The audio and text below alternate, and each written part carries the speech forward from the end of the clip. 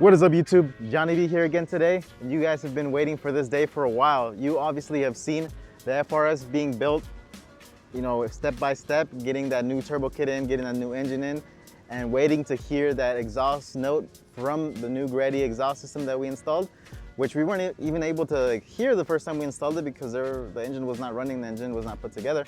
And then on the other side, we have the Ford Fiesta ST that you guys have been following also, you know, another one of the channel builds.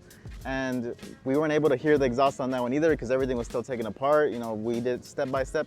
So literally for that car, we just put it on the lift, took off everything we didn't want, and then slowly put everything that we were getting new.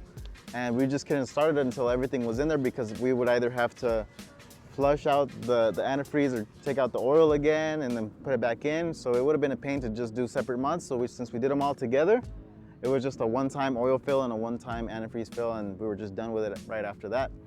The FR-S is pretty much done being tuned. I would say it's probably like a 90% done because we are now fully tuned on 91, fully tuned on E85. We have all the maps. We have a 14 PSI map, which is my wastegate. We have a 16 to 18, I think it's like a 17-pound map. And then we have a 20-pound map.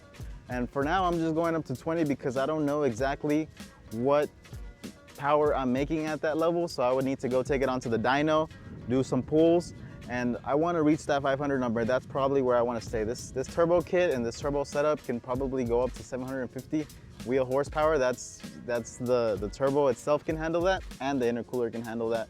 The engine can handle up to 600 horsepower, but I don't want to take it up that high. 500 is more than enough for me. Anything after that, the cylinder pressure is too high, and you have a possibility of blowing out your head gaskets or your head studs.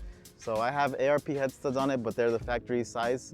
Normally what you do is you upgrade them to like a 14 millimeter to where it's like a fatter stud, and it'll be able to hold it down a little bit better.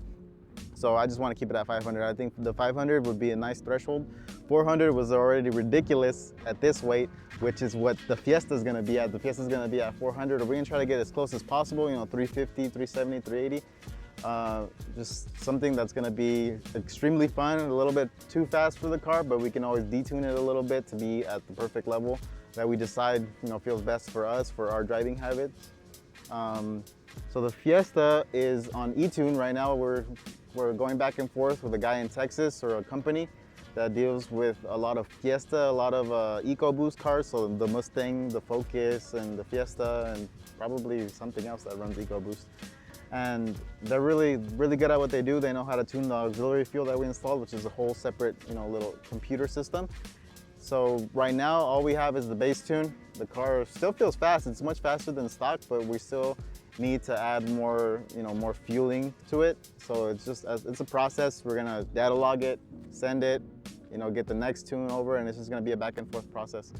So let me show you guys around the cars, and you guys probably hear some exhaust notes and probably give you guys a little ride in the cars so you guys can hear all the turbo noises and exhaust noises and all the kinds of noises that these cars make. It's pretty amazing. All right, so here is the FR-S. Obviously it looks the same as ever. Nothing really too much done to the exterior. It's all been nothing but engine power building these last couple months. I'd say the car was down for about like 3 months trying to get it all up and going, getting all the parts in. Pretty much it was just a waiting game. As you can see, I still have the bumper off. I'm not doing that for style points or anything. It's just that since we're in the middle of tuning, you could always, if one of your clamps is not properly on, or if you boost a little bit more than you thought that the clamp would handle, or there's not enough tightening on it, your clamps come off. And I think both of these have come off. We have the one on the left side, that one came off, and then this one came off as well. And that's just, you know, some little tightening issues that we were having. I got them all tightened up, and in these past runs, we haven't been having issues with that. But if I would have put my bumper on, I would have been having to take off my bumper every single time to diagnose the problem, whereas without the bumper, I can see clearly what's wrong.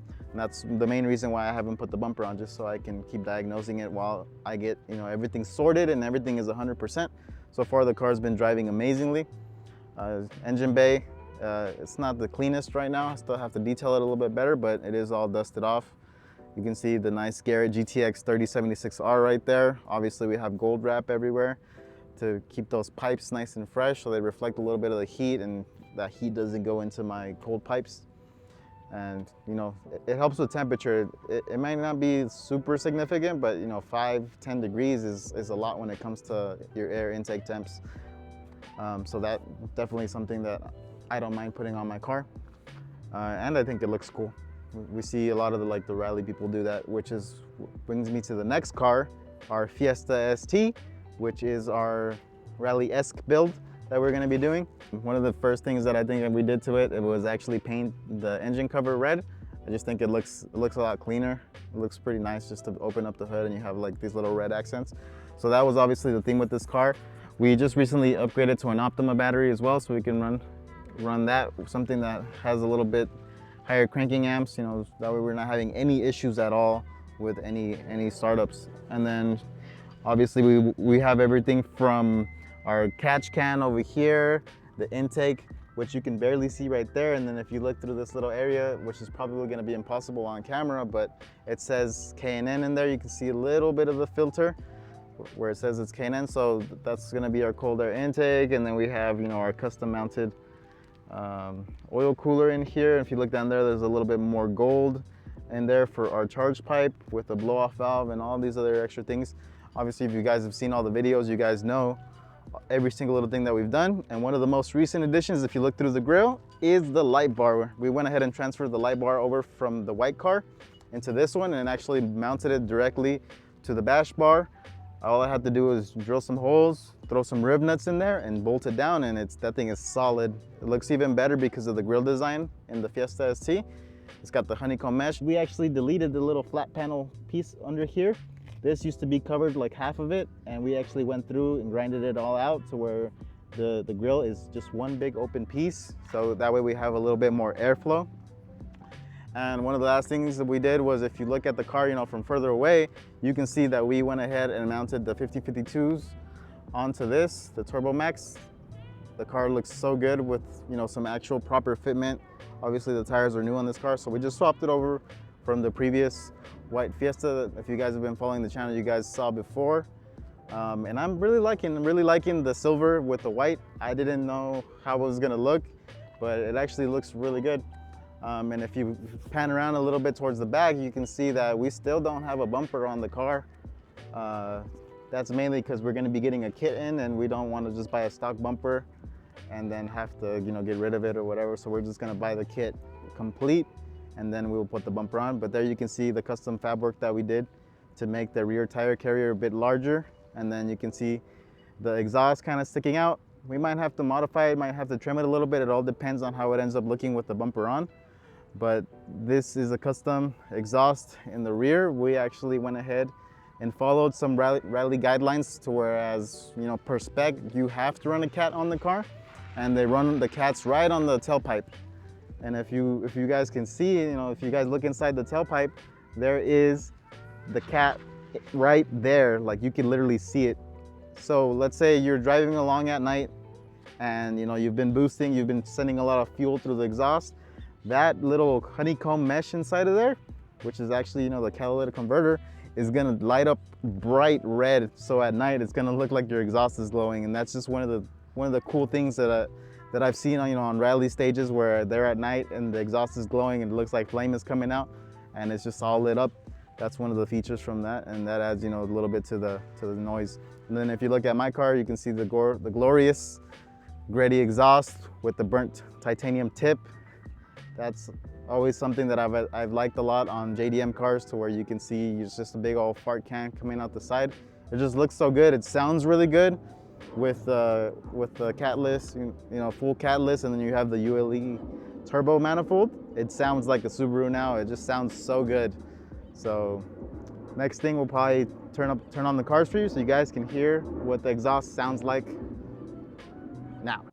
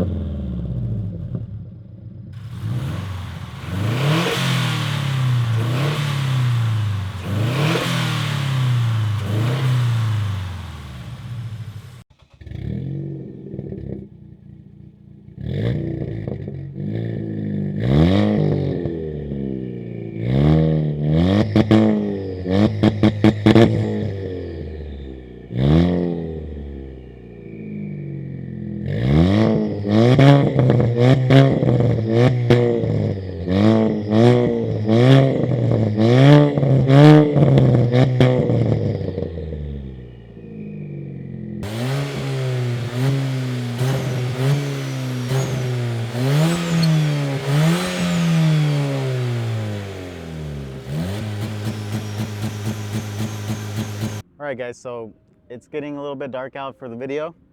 And one thing that we need to do desperately is upgrade the headlights on this thing, because they are just like the regular halogen. So they're like yellow lights, they don't really look that good. And if you guys remember, we did that to my FR-S. We went ahead and took out the bulbs and put some LED ones in there, and visibility was way better. And they looked like HIDs, but not being HIDs. So I didn't have any of the clutter, having to figure out where to put, all the HID parts, all that extra wiring, added weight. So that's why I decided to go with an LED headlight on my car, just because it was just a simple pop in and pop out. And since it's going to be getting a little dark, we're going to be putting these now LED headlights. It's NAO. We're going to just show you guys how easy it is. We're going to go ahead and do that real quick, so that way the Fiesta ST can also have some upgraded headlights, so we can have a little bit more visibility. So if you guys are interested in getting some LED headlights of your own, there will be a link in the description. So let's go ahead and change these out.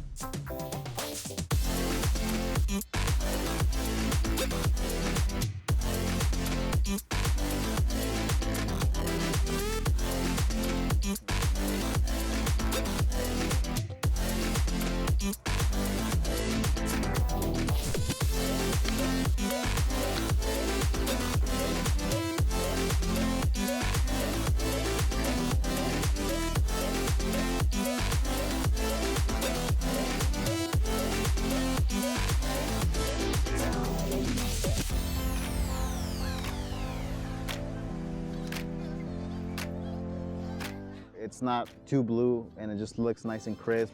It looks elegant in my opinion, and they make a hell of a difference. And it only took me like literally 2 minutes just to pop off that headlight, pop the new bulb in. And even if you didn't want to remove the headlight, you could literally just do that and do the bulb, change it out without removing the headlight. But it was just going to be a little bit easier removing it, and it didn't even take that long. So on to the next one.